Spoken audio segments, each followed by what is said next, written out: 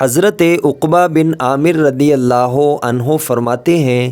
کہ رسول کریم صلی اللہ علیہ وآلہ وسلم باہر تشریف لائے اور جنگ احد کے شہیدوں کے لیے اس طرح نماز پڑھی جس طرح مردے پر نماز پڑھی جاتی ہے۔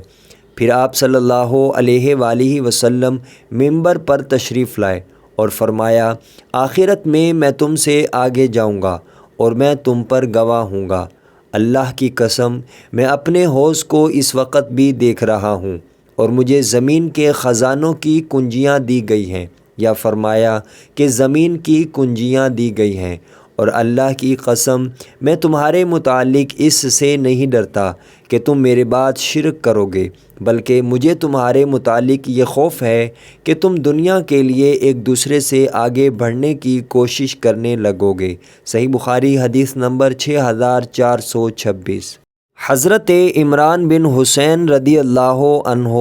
نبی اکرم صلی اللہ علیہ وآلہ وسلم سے روایت کرتے ہیں کہ نبی اکرم صلی اللہ علیہ وآلہ وسلم نے فرمایا،